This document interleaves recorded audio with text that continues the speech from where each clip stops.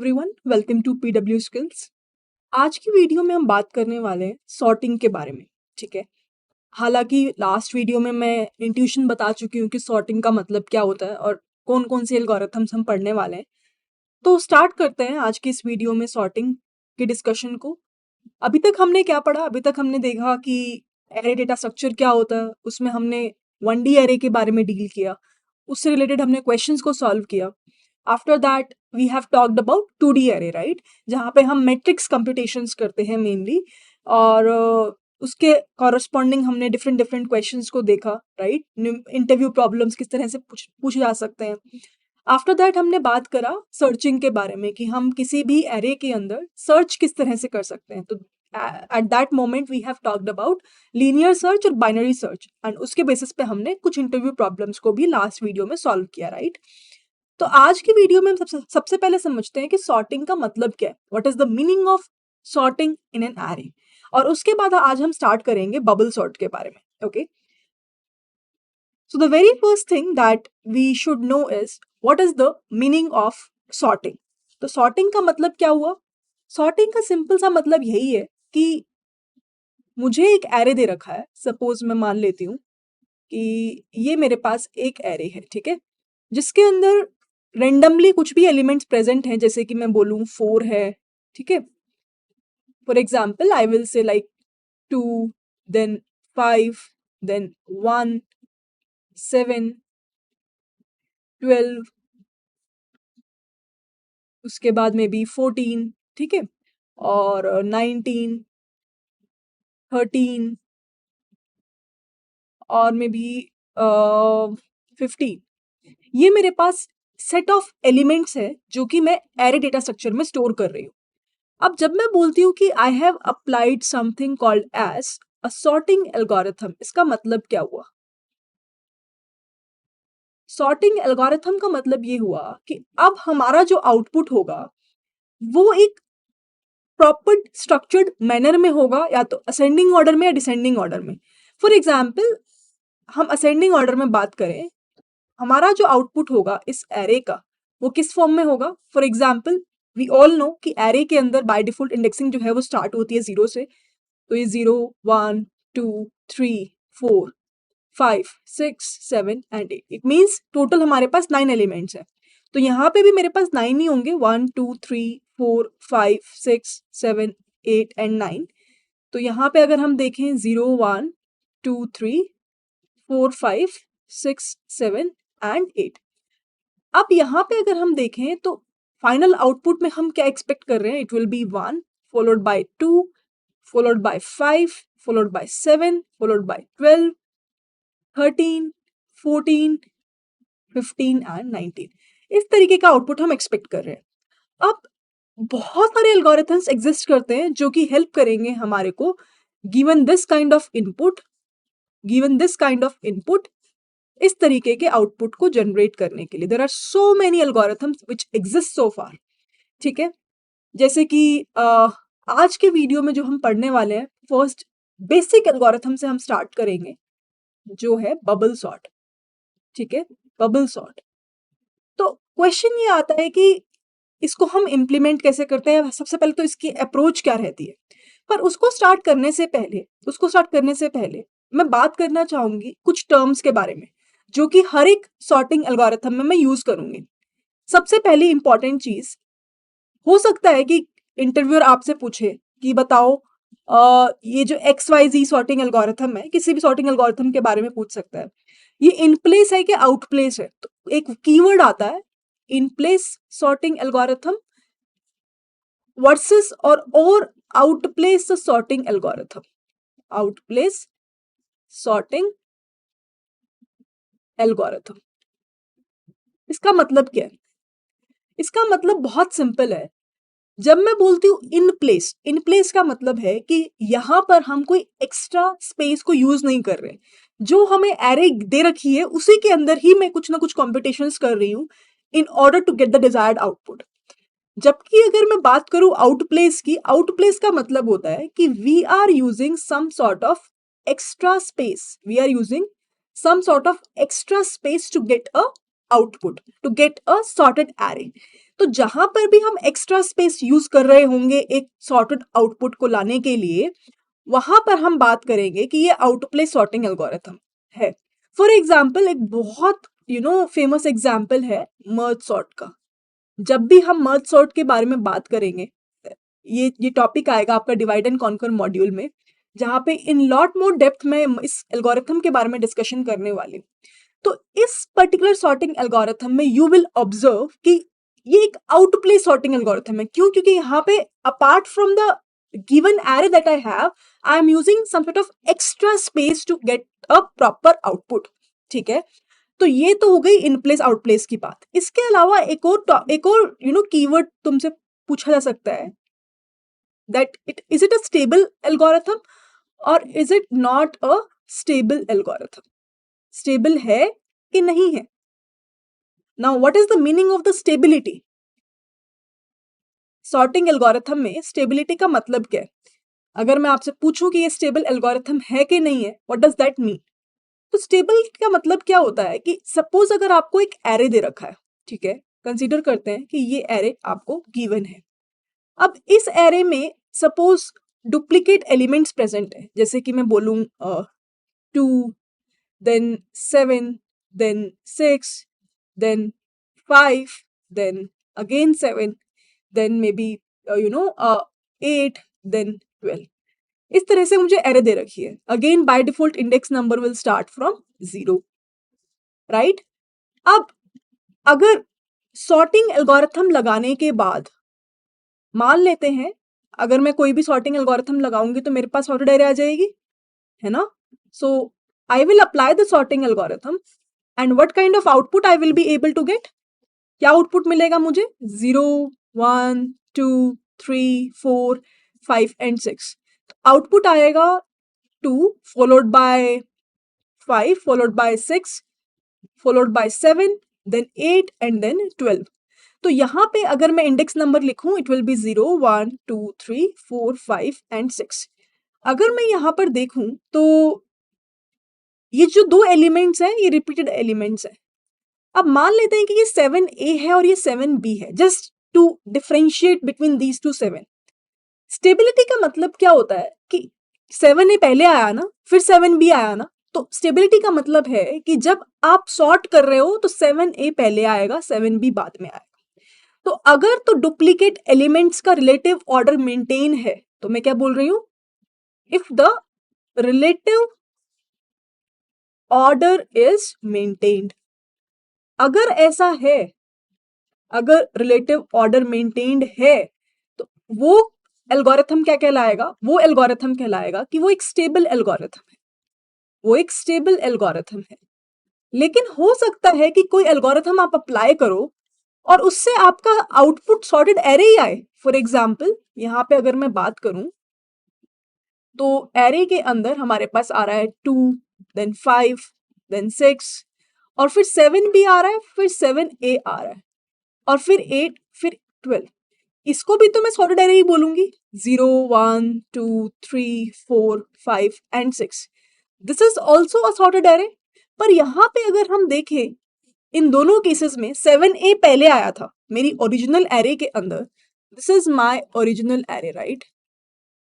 This is my original array.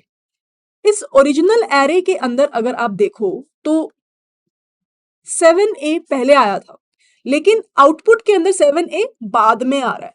तो इसको हम बोलेंगे कि यहां पर जो है रिलेटिव ऑर्डर मेंटेन्ड नहीं है। और क्योंकि रिलेटिव ऑर्डर मेंटेन नहीं है, because the relative order is not maintained, order is not maintained, इस वजह से हम इसको क्या बोलेंगे? This is something which we call as not a stable algorithm। इसीलिए ये हम बोलेंगे कि ये स्टेबल एल्गोरिथम नहीं है। अब ऐसी बहुत सारी एल्गोरिथम्स हैं जो स्टेबल है, ऐसी बहुत सारी हैं जो स्टेबल नहीं है। For example in future sessions when I will talk about heap sort, वो एक नॉट सो स्टेबल एल्गोरिथम है, जबकि बबल सॉर्ट जो हम बात करेंगे आज के सेशन में वो एक स्टेबल एल्गोरिथम है। क्योंकि उसमें रिलेटिव ऑर्डर जो है वो मेंटेन रहता है। अब एल्गोरिथम की अप्रोच पे डिपेंड करता है कि वो स्टेबल बनेगी क्या वो स्टेबल नहीं बनेगी। ठीक है, तो अब हम चलते हैं आगे और बात करते हैं अपने इंपॉर्टेंट एल्गोरिथम के बारे में, जो कि आज का एजेंडा है, that is about the bubble sort. अभी तक तो मैंने इंट्रोडक्शन दिया कि सॉर्टिंग क्या होता है, उसके बाद in place out place sorting algorithm का मीनिंग क्या होता है, और उसके बाद हमने पढ़ा कि स्टेबल अनस्टेबल का मतलब क्या है।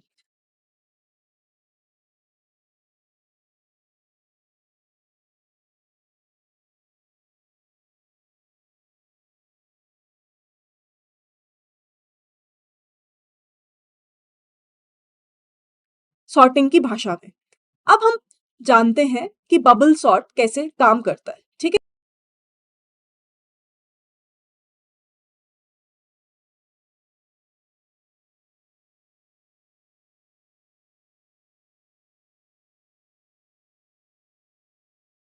let's start with the new fresh page that how this bubble sort will work. Very basic, सबसे पहला एल्गोरिथम बहुत आसान है अगर आप ध्यान से समझोगे तो, कि किस तरीके से इस बबल सॉर्ट की वर्किंग रहती है। सपोज मान लेते हैं कि मेरे पास एरे में कुछ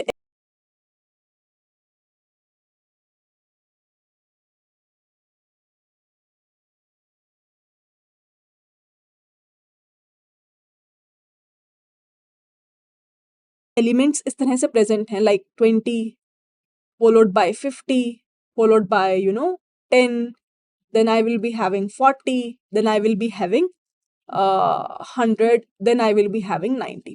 तो इस तरह से एरे के अंदर by default zero base indexing होगी और हमारे पास 6 एलिमेंट्स मैं ले रही हूँ प्रेजेंट है। अब बबल सॉर्ट क्या कहता है, बबल सॉर्ट कहता है कि कॉन्सिक्यूटिव दो दो एलिमेंट्स को लेते जाओ, और अगर तो पहला वाला जो एलिमेंट है वो बड़ा है दूसरे एलिमेंट से तो स्वैप कर दो। मैंने क्या बोला, अगर तो एयर ऑफ जे क्या है, इंडेक्स नंबर है, बड़ा है air of J plus one से नेक्स्ट कॉन्सिक्यूटिव एलिमेंट से, तो स्वैप कर दो। किसके बीच में, एयर ऑफ जे और air of J plus one के बीच में अपने को स्वैप कर देना है। अगर ये कंडीशन ट्रू होती है तो ठीक है, बात करते हैं, स्टार्ट करें। 20 और 50, 20 और 50 के बीच में 20 छोटा है, दैट इज फाइन। उसके बाद हम नेक्स्ट आइट्रेशन में जाएंगे, नेक्स्ट उसमें जाएंगे स्टेप में 50 और 10। अब यहां पर अगर देखो 50 इज बिगर देन 10, तो यहां पर क्या होगा, स्वैप। 10 यहां आ जाएगा, 50 यहां आ जाएगा। फिर से 50 और 40, अगेन 50 बड़ा है तो स्वैप होगा, 40 यहां 50 यहां। 50 और 100 इट्स फाइन। 100 और 90, अगेन 100 बड़ा है तो दो एलिमेंट्स के बीच में स्वैप होगा। तो मतलब कि एट i इक्वल्स टू 0, जो कि फर्स्ट आइट्रेशन में अपना चला, तो j की वैल्यू जो है वो 1 से स्टार्ट होगी उस केस में और वो जाएगी 5 तक, है ना। और we start with comparing the elements, two consecutive elements, right? We start comparing with two consecutive elements. Even हम j को 0 से स्टार्ट कर देते हैं क्योंकि हम एयर ऑफ 0 20 और 10 को कंपेयर कर रहे हैं, फिर 10 और 20 और 50 को कंपेयर कर रहे हैं, फिर 50 और 10 को, एंड सो ऑन। तो इसका मतलब क्या हुआ कि फर्स्ट आइट्रेशन के अंदर जब j की वैल्यू 0 से 5 तक चली, when the value of I is equal to 0, तो हमारे पास वैल्यू क्या आ गई finally, after the iteration, after completion of this for loop of j part, हम आ गए 20, 10, 40, 50, 90 एंड 100। तो अगर मैं इसका इंडेक्स नंबर लिखूं तो दिस विल बी 0, 1, 2, 3, 4 एंड 5, है ना। अब नेक्स्ट i इक्वल टू 1 पे हम चलते हैं। अगेन i की वैल्यू कब तक चलेगी, जब तक मैं एंड ऑफ n वैल्यू तक नहीं पहुंच जाती, means less than 6, because the value of n in our case is 6। Now जब i की वैल्यू 1 होगी तो अगेन मैं क्या करूंगी, अपना एक लूप चलाऊंगी j की वैल्यू 0 से। अब मैं चलाऊंगी लूप 4 तक, 5 तक नहीं। इसका रीजन क्या है, इसका रीजन क्या है, देखो यहां पर अगर आप देखो ना, बबल सॉर्ट के अंदर हर एक आइट्रेशन में जो लास्ट एलिमेंट होगा वो आप ऑब्जर्व करो बिगेस्ट एलिमेंट होगा कंप्लीट एरे का। लास्ट एलिमेंट क्या होगा? बिगेस्ट एलिमेंट होगा। तो ये तो sorted after the sorting also अपनी पोजीशन पे ही आ गया ना। अब नेक्स्ट आइटरेशन में देखना नेक्स्ट बिगेस्ट एलिमेंट प्रेजेंट होगा। देखते हैं 20 और 10 स्वैप की जरूरत है, डेफिनेटली है। 10 यहां आएगा, 20 यहां आएगा। 20-40 सीक्वेंस में है, 40-50 सीक्वेंस में है, 50-90 सीक्वेंस में है। तो अब हमारे पास फाइनली आंसर क्या आ गया? 10, 20, 40, 50, 90 और 100। तो यहां पे अगर आप देखो ये तो ऑलरेडी अपने पोजीशन पे था ही। अब नेक्स्ट बिगेस्ट एलिमेंट जो है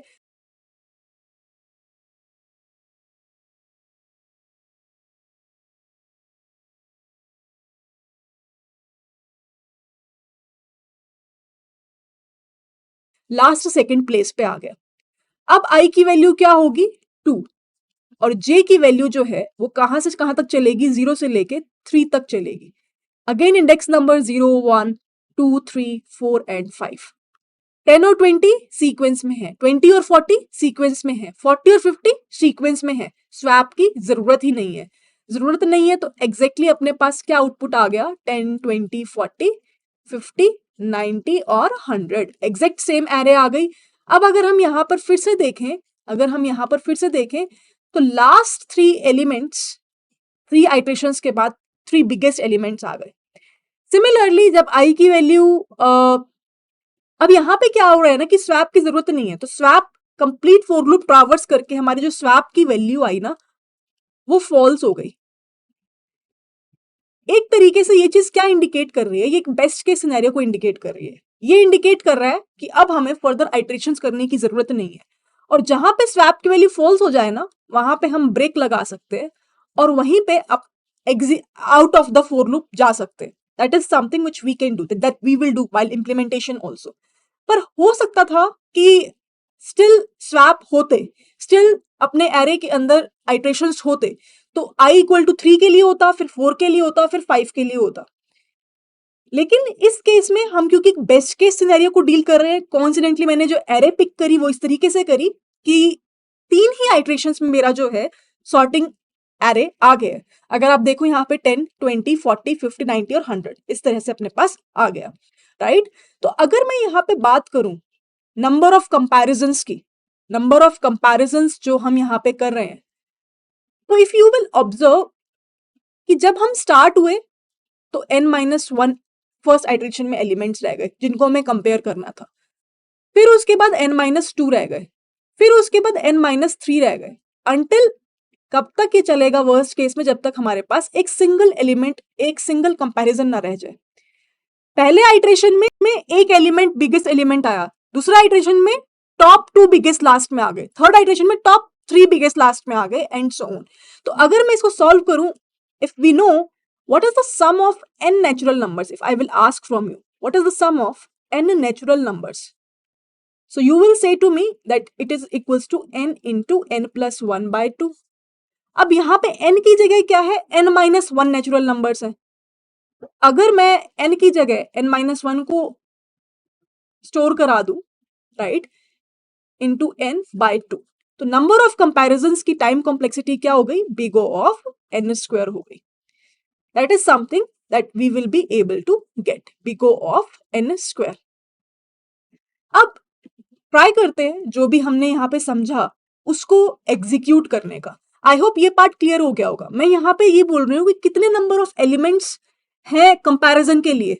फर्स्ट आइटरेशन में अगर आप देखो, क्योंकि 100 तो अलग हो गया, तो कितने रह गए? n-1। n क्या है? Size of an array. अगले आइटरेशन में 2 एलिमेंट्स अलग हो गए तो n-2 रह गए। तीसरे आइटरेशन में 3 एलिमेंट्स अलग हो गए, n-3 रह गए। अब यहां तो हम क्या है कि बेस्ट के सिनेरियो पे पहुंच गए जहां पे स्वैप ही नहीं हो रहे थे। बट यूजुअली ऐसा नहीं होता। यूजुअली तो अपने को जब तक कि स्वैप चल रहे हैं हमें करते जाना है। मतलब कि i की वैल्यू 3 के लिए चलता है इन वर्स्ट केस में, फिर 4 के लिए चलता, और फिर फाइनली 5 के लिए चलता, और तब जाके हम रुकते। 5 पे क्या होता कि हम एक सिंगल कंपैरिजन पे रह जाते। तो इस तरह से अगर कोई आपसे पूछता है कि बताओ कंपैरिजंस की टाइम कॉम्प्लेक्सिटी कितनी होगी बबल सॉर्ट में, तो you can say it's big of n square, है ना। अब एक बार मैं क्या काम करती हूँ, मैं इसको एग्जीक्यूट करने का कोशिश करती हूँ इसी कोड को। तो मैं पीडब्ल्यू स्किल्स लैब को खोल लेते हैं। ये मैंने क्लास बना रखी है बबल सॉर्ट के नाम से। अब इसके अंदर हम सबसे पहले क्या करते हैं, मेन एरे को डिफाइन कर देते हैं। सो इंट एर, आई होप एवरीवन नोज कि हम कैसे डिफाइन कर सकते हैं। 20, ठीक है, 50, 10, मैं फिर से रेंडमली नंबर्स डाल रही हूँ, 45, 67 एंड 90, ठीक है। ये मेरे पास एरे है। अब यहाँ पे मैं क्या करती हूँ, मैं फंक्शन को कॉल कर देती हूँ। फंक्शन कॉलिंग होगा तो यहाँ पे हम कॉल कर देते हैं function by the name of bubble sort, और उसके अंदर हम अपने एरे को डाल देते हैं। और फाइनली हम प्रिंट करा देते हैं system dot out dot print ln sorted array is, ठीक है। और यहां पर in order to get a proper output दिखने वाइज मैं क्या करती हूँ, एरे को एक स्ट्रिंग में कन्वर्ट करके आउटपुट प्रिंट डिस्प्ले करवा देती हूँ, एरे डॉट टू स्ट्रिंग। और यहाँ पे मैं जो मेरे पास एरे है उसको मैं प्रिंट करा दूंगी। अब फटाफट से इस पर्टिकुलर फंक्शन बबल सॉर्ट को हम डिफाइन कर देते हैं। So public static void bubble sort, यहाँ पे हम एरे को ले लेते हैं और इसके अंदर अब मैं क्या करूंगी, एक फोर लूप चलाऊंगी।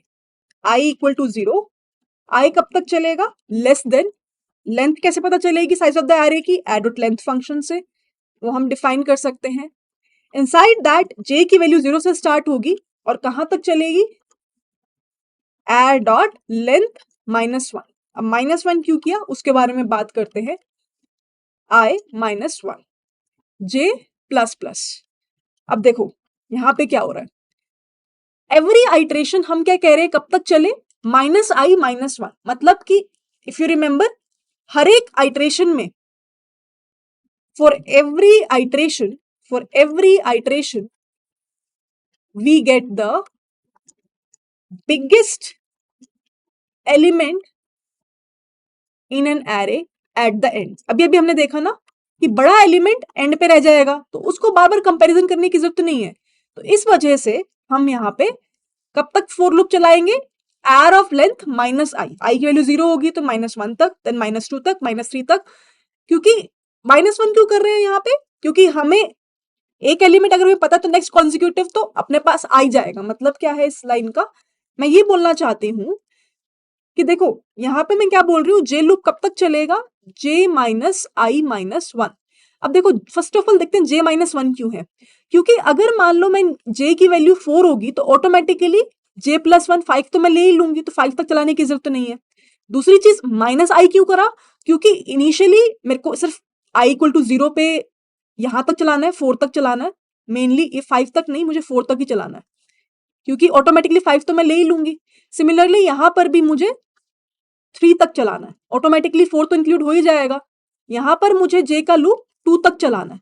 तो यहां पे अगर आप देखो तो मैं i को भी माइनस कर रही हूँ, क्योंकि मुझे पता है कि एक एलिमेंट चला गया, i वैल्यू 1 पे 2 एलिमेंट चले जाएंगे, i वैल्यू 2 पे 3 एलिमेंट चले जाएंगे। तो इस तरह से वी कैन डिफाइन कि अपने को फॉर लूप कहां तक चलाना है। तो आई होप ये पार्ट क्लियर हो गया होगा। अब हमें कंडीशन डालनी होगी, अगर मान लो एयर ऑफ j की वैल्यू बड़ी है एयर ऑफ j +1 की वैल्यू से, तो उस केस में हम क्या करें, हमें स्वैप करना होगा between air of j and air of j +1। तो क्या कर सकते हैं, यहां पे मैं टेम्प लूंगी, टेम्प की वैल्यू किससे शुरू करूंगी, एयर ऑफ j से। एयर ऑफ j को मैं डिफाइन कर दूंगी एयर ऑफ j +1 से, और एयर ऑफ j +1 को मैं डिफाइन कर दूंगी टेम्प के अंदर। डन। एंड फाइनली जैसे ही ये चीज होगी तो मैं स्वैप को ट्रू कर दूंगी, जिससे कि ये इंडिकेट होगा कि ठीक है, जो स्वैप हम कर रहे हैं वो अभी भी होगा, वो अभी भी हो रहा है, ठीक है। Now what we can do is, let's define this swapped variable also, boolean swap, और इनिशियली हम इसको इनिशियलाइज कर देते हैं फॉल्स से, ठीक है। इसका मतलब इनिशियली कोई स्वैप नहीं है, अब जैसे ही स्वैप होगा तो ये वेरिएबल चेंज होकर ट्रू हो जाएगा। देखो फॉर लूप से बाहर निकल के हो सकता है कि स्वैप हुआ ही ना हो, जैसा कि सिनेरियो हमने अभी भी एनकाउंटर किया। अगर स्वैप नहीं हुआ तो उस केस में हम क्या बोलेंगे कि ब्रेक कर जाए, कि लूप से ही बाहर निकल जाए, क्योंकि at that point of time I am pretty sure कि मेरी एरे ऑलरेडी सॉर्ट हो चुकी है। तो उसके लिए हम क्या कहेंगे, इफ स्वैप्ड जो कि फॉल्स होगा उसका नेगेशन ट्रू हो जाएगा, है ना। तो उस केस में क्या करो, उस केस में डायरेक्टली ब्रेक कर जाओ। Fine, make sense. तो इस तरह से हमारे पास पूरा बबल सॉर्ट का कोड रेडी हो गया है। Fine, now let's try to run this code, will try to see if we will get some error. तो उसी टाइम पे हम उसको सॉल्व करने की कोशिश करते हैं। मैं रन करती हूँ प्रोग्राम को, देखते हैं क्या आ रहा है। तो अगर हम यहाँ पे देखें, सॉर्टेड एरे इज 10, 12, 20, 45, 50, 67, 90, बिल्कुल सही है। अगर हम देखें, ये एरे हमारे पास इनपुट एरे थी। जब हमने इस एरे को इनपुट किया तो क्या हुआ, स्टेप बाय स्टेप आई की वैल्यू 0 से स्टार्ट हुई, और हो सकता है कि एंड ऑफ एलिमेंट तक गई हो, अगर बेस्ट के सिनेरियो को एनकाउंटर नहीं किया होगा तो। उस केस में फिर से क्या होगा, जे की वैल्यू का कंपैरिजन होता गया होगा इंटरनली, और हमारे पास फाइनली सॉर्टेड एरे आ गई है। ठीक है, अगर कोई आपसे पूछता है कि बताओ इस कोड में, इस पर्टिकुलर इंप्लीमेंटेशन में टाइम कॉम्प्लेक्सिटी और स्पेस कॉम्प्लेक्सिटी क्या होगी, तो हम क्लियरली देख पा रहे हैं कि यहां पर हम दो लूप्स लगा रहे हैं, दो फॉर लूप्स लगा रहे हैं। उसके अंदर तो हमारे पास इफ कंडीशंस ही हैं, because we are using two for loops, और हम ऑलरेडी पहले मॉड्यूल में समझ चुके हैं कि टाइम कॉम्प्लेक्सिटी हम कैसे निकालते हैं। तो यहाँ पे टाइम कॉम्प्लेक्सिटी वर्स्ट के सिनेरियो में क्या होगी, it will be nothing. So we are using here approach जो हमने आज पढ़ी, वो हमने पढ़ा बबल सॉर्ट। और हम यहाँ पे अगर हम बात करें टाइम कॉम्प्लेक्सिटी के बारे में, तो क्योंकि मैं यहाँ पे दो फॉर लूप्स लगा रही हूं, तो वो क्या हो जाएगी, big O of n square. अच्छा, अगर मैं आपसे पूछूं बताओ स्पेस कॉम्प्लेक्सिटी कितनी होगी, स्पेस कॉम्प्लेक्सिटी कितनी होगी, तो क्योंकि यहाँ पे मैं कोई एक्स्ट्रा स्पेस तो यूज नहीं कर रही, जो भी मैं कॉम्पिटिशंस कर रही हूँ वो मैं एरे के अंदर ही कर रही हूँ, तो स्पेस कॉम्प्लेक्सिटी होगी big O of 1, constant space complexity. तो इसी के साथ ही हमारा ये सेशन कंप्लीट होता है, जिसमें आज के सेशन में हमने सबसे पहले तो थ्योरेटिकल पार्ट पढ़ा कि सॉर्टिंग का मतलब क्या होता है, कुछ कीवर्ड्स के बारे में जाना, जैसे कि इन प्लेस आउट प्लेस क्या होता है, स्टेबल इनस्टेबल क्या होता है। उसके बाद हमने पढ़ा कि बबल सॉर्ट को अप्रोच को यूज कैसे करते हैं, मतलब कि एरे को अगर मुझे सॉर्ट करना है बबल सॉर्ट के तरीके से, तो उसको किस तरह से यूज किया जाता है। उसमें एक अच्छी चीज हमें समझ में आई कि बबल सॉर्ट के हर एक आइट्रेशन में ग्रेटर वैल्यू लास्ट में जाके शिफ्ट हो जाती है। तो हर आइट्रेशन में हम उन एलिमेंट्स को कंपैरिजन के अंदर रिमूव करते जाते हैं, जैसा कि हमने डिस्कस किया, और उस तरह से हमने फिर कोड को भी लिखा। फाइनली हमने एनालिसिस करा और ये जाना कि बबल सॉर्ट के अंदर टाइम कॉम्प्लेक्सिटी जो है एग्जीक्यूट करने के लिए उसके कोड को big O of n square होती है, और स्पेस जो होती है वो कांस्टेंट होती है वर्स्ट के सिनेरियो में। अब नेक्स्ट सेशन में हम बात करेंगे न्यू सॉर्टिंग एल्गोरिथम के बारे में, और फिर हम फाइनली जज करेंगे कि ठीक है किस सिनेरियो में हमें कौन से सॉर्टिंग एल्गोरिथम को लगाना चाहिए। वो हम लास्ट के सेशंस में बात करेंगे, जब मैं इंसर्शन और सिलेक्शन दोनों को कंप्लीट कर दूंगी। बाय द वे, एक चीज मैं बताना यहाँ पे भूल गई कि जब भी कोई सॉर्टिंग के बारे में बात करता है ना, तो कोई अगर आपसे इंटरव्यू में पूछता है कि how many sorting algorithms you know, तो ये नहीं बोलना है कि I know bubble, I know insertion, I know selection and so on. आपको ये बोलना है कि सॉर्टिंग के दो मेथड्स होते हैं। एक होता है कंपैरिजन बेस्ड सॉर्टिंग एल्गोरिथम, ठीक है, एक होता है कंपैरिजन बेस्ड सॉर्टिंग एल्गोरिथम, जिसमें हम एलिमेंट्स को कंपेयर करते हैं, जो एरे के अंदर एलिमेंट्स हैं उसको कंपेयर किया जाता है, और उसके अंदर ये कंपोनेंट आता है जो हमने आज पढ़ा, that is about the bubble sort, या फिर जो हम आने वाली वीडियोस में पढ़ेंगे about insertion sort, about selection sort and so on. आगे आगे भी वीडियोस में, बहुत वीडियोस में और सॉर्टिंग एल्गोरिथम भी आएंगे, बट अभी के लिए हम ये तीन ही पढ़ने वाले हैं। एक होता है हमारे पास नॉन कंपैरिजन सॉर्टिंग एल्गोरिथम। उसमें क्या होता है कि एलिमेंट्स के बीच में कंपैरिजन नहीं होता, जैसे कि बबल सॉर्ट में हमने देखा दो कॉन्जिक्यूटिव एलिमेंट्स बार बार कंपेयर हो रहे हैं, पर इसके अंदर कंपैरिजन नहीं होता। इसके अंदर जैसे कि हमारे पास आते हैं काउंट सॉर्ट, हमारे पास आता है रेडिक्स सॉर्ट। तो ये जो सॉर्टिंग एल्गोरिथम्स हैं ये नॉन कंपैरिजन के अंदर आते हैं। तो अभी का जो फंडामेंटल डिस्कशन हमारा चल रहा है वो कंपैरिजन वाले पे चल रहा है, और ये बहुत ज्यादा वाइडली यूज होता है। वाइडली रियल टाइम एप्लीकेशंस में यूज हो रहा है। तो सबसे पहले हम अपना फोकस आज जो हमने सेशन में रखा that is the bubble sort.